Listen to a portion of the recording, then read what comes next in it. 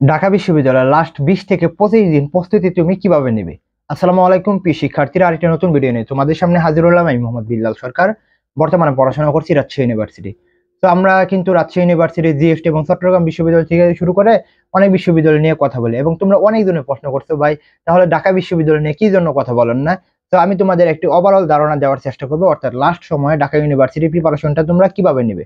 দেখো, ঢাকা ইউনিভার্সিটির প্রিপারেশন যদি আমি মানবিকের যদি কথা বলি বা অন্যান্য ইউনিটে যদি কথা বলি, তোমাকে অবশ্যই এই লাস্ট সময়ে 20 থেকে 25 দিন সময় রয়েছে, এটাকে তোমাকে আগে প্রথম রুটিনে কনভার্ট করতে হবে। যদি তুমি রুটিনে কনভার্ট করতে পারো, তাহলে তুমি ঢাকা বিশ্ববিদ্যালয়ের লাস্ট সময়ে তোমার প্রস্তুতিটা সেরা হবে। অর্থাৎ লাস্ট সময় কিন্তু প্ল্যানটা খুবই গুরুত্বপূর্ণ। কারণ একটা কথা আছে না, শেষ ভালো যার সব ভালো তার। এর আগে অবশ্যই বলবো চ্যানেলটি সাবস্ক্রাইব করবে, কারণ এখানে সকল এডমিশনের আপডেট গাইডলাইন মূলক ভিডিও পাবে।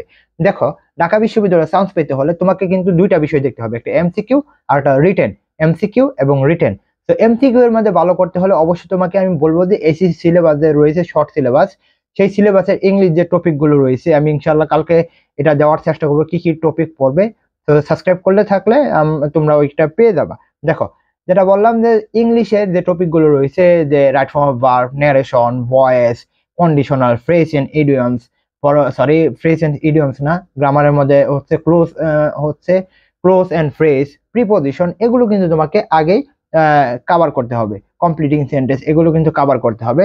সাথে সাথে যেটা তোমাকে করতে হবে, তোমার এই যে এইচএসসি ফার্স্ট পেপার বই যে রয়েছে, ওই বইয়ের যে ব্যাখ্যাগুলো রয়েছে, অর্থাৎ যখন তুমি পোয়েম পড়বে, যখন তুমি পড়বে কি বলে গদ্যগুলো পড়বে, তখন দেখতে পারবে, তখন মেইন বিষয়টা কিন্তু ওইখানে গ্রামাটিক্যাল অনেকগুলো টার্ম থাকে, অর্থাৎ বইয়ের পিছনে গ্রামাটিক্যাল অনেকগুলো টার্ম থাকে।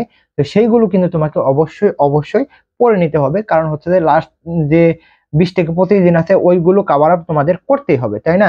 তো ওইগুলো কাভার আপ তোমাদের করতেই হবে। পরে যে বিষয়টা কথা বলবো সেটা হচ্ছে ভোকাবুলারি পার্ট। অনেকজনের ভোকাবুলারি পার্ট একেবারে মনে থাকে না, একেবারে পারো না। তো সেই দিকে যদি বিবেচনা করি, তাহলে ভোকাবুলারি পার্টের জন্য আমি 4টা থেকে 5টা টপিক বলবো। একটা হচ্ছে অ্যান্টোনিম সিনোনিমের বিগত সালের প্রশ্ন, অর্থাৎ বিসিএস এর প্রশ্নগুলো পড়ে ফেলো। আর হচ্ছে এডমিশন টেস্টে আসা ঢাকা ইউনিভার্সিটি, রাজশাহী ইউনিভার্সিটি, চট্টগ্রাম, গুচ্ছ, এগুলো আসার, এগুলোটা পড়ে ফেলো। 2 নাম্বার যে কথাটা বলবো সেটা হচ্ছে তোমাদের প্রিপোজিশন। প্রিপোজিশনে যেটা করবে, বিগত সালের প্রশ্নগুলো পড়ে, ইনশাআল্লাহ তোমাদের ভালো হবে। পরে যেটা কথা হলো গ্রুপ ভার্ব। গ্রুপ ভার্বটাও কিন্তু তোমাদের অবশ্যই অবশ্যই কভার করতে হবে যদি তুমি বিশ্ববিদ্যালয়ে চান্স পেতে চাও।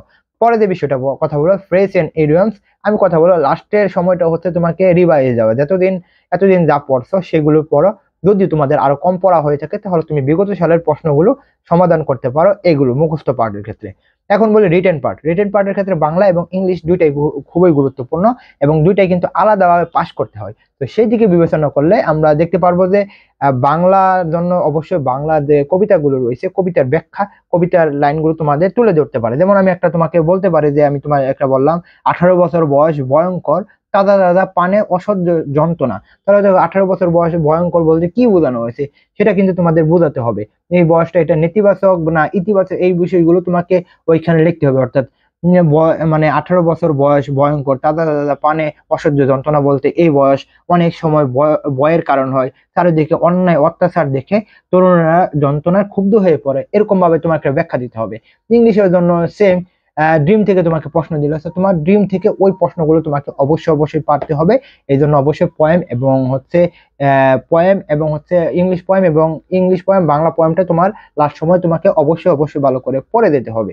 তো এভাবে যদি প্রিপারেশনটা নিতে পারো, তাহলে মোটামুটি ঢাকা বিশ্ববিদ্যালয় তোমার জন্য একটি ভালো একটি পজিশন বা ভালো একটি সম্ভাবনা থাকবে।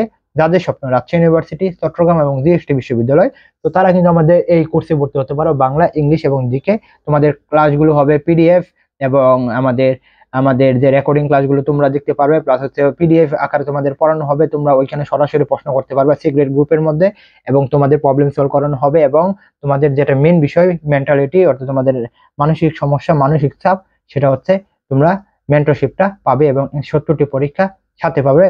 মাত্র 750 টাকায় তোমরা আমাদের সাথে বিস্তারিত তোমরা কমেন্ট বক্সে দেখতে পারবা। ইনশাআল্লাহ তোমাদের জন্য ভালো কিছু হতে যাচ্ছে। তো আশা করি বোঝাতে পারছি। তোমাদের জন্য শুভকামনা। আসসালামু আলাইকুম।